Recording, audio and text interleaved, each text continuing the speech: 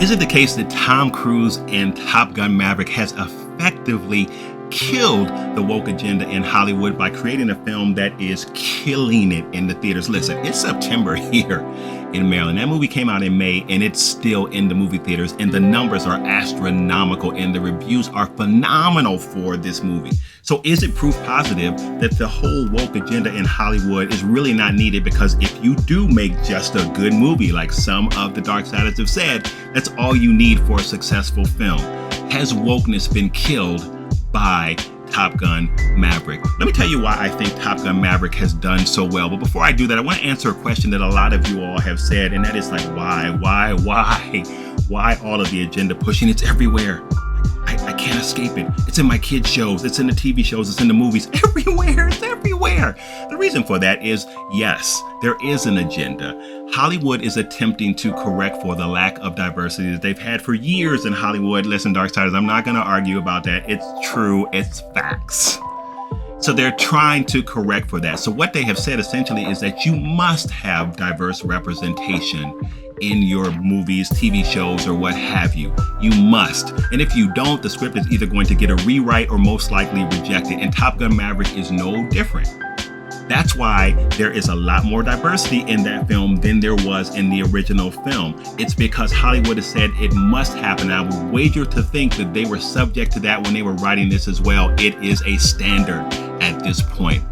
But the question is the movie so good? Because it doesn't really lean into quote unquote cultural aspects as a lot of other films have done. If you've had strong females in the film, in a lot of movies as of late, you've talked about the struggle with them in those roles, or those females in that film have talked about the struggle of being a female and the difficulties that they've gone through. If you've had different cultural representations in film, they've talked about the difficulties that they have experienced as being a part of a cultural group in the movie. Now, this film does not do that. It just gives us the visual representation. But that's not why this film has done so well. It's not because they've not addressed the cultural aspects of the diversity in the film. Let me tell you why. Come closer. It's because it's a good movie.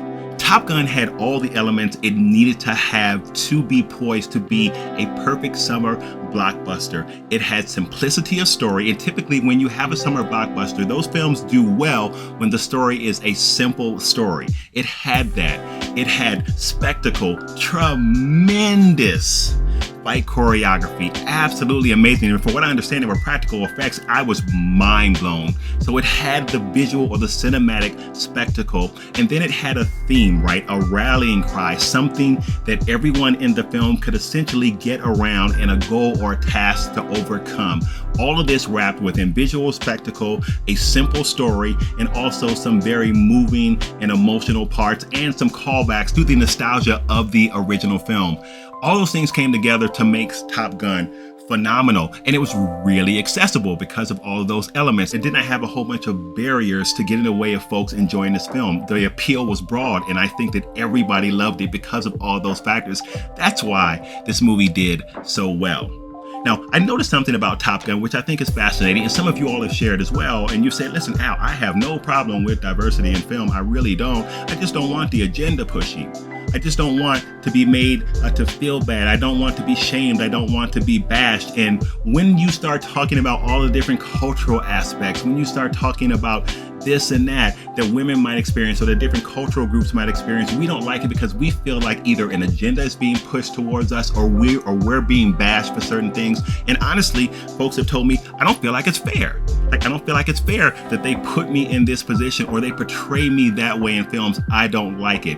And that is the problem I have with the whole quote unquote woke ideology in film. So it seems to me that is the biggest problem that people have with movies, not so much the racial representation. And honestly, like, I can understand where people are coming from, because I do think that Hollywood has handled it rather poorly in some cases in terms of trying to make sure that there's proper representation in films. They haven't gone about it the right way. For me, what I like to see when we're talking about representation in films is I like to see more minority leads. I'm not mad if they talk about the different cultural aspects of who they are as characters in the film. I think that's appropriate because I think that reflects the authenticity of a real character that you have in the film. You haven't just put a black character or an Asian character or an Indian or Hispanic character in there and had no regard for who they are as cultural beings, which is crazy. So I don't want to see that, but I think that you do have to tell a story that's well constructed, that does not seem like pandering, and that does not seem so over the top, so overtly like it's virtue signaling that it's just ridiculous. And I think that Hollywood has been guilty of that when they have given us a lot of current works. I feel like a lot of you all have said, like, I feel like it's been lazy. It's not been good storytelling. And give us diversity, give us cultural relevance, but wrap it around the good story. That's what I'm saying. So I get the aspect of the frustration that some people are expressing when they feel that way. And then I do think that there also are some people that just want it to be like it was.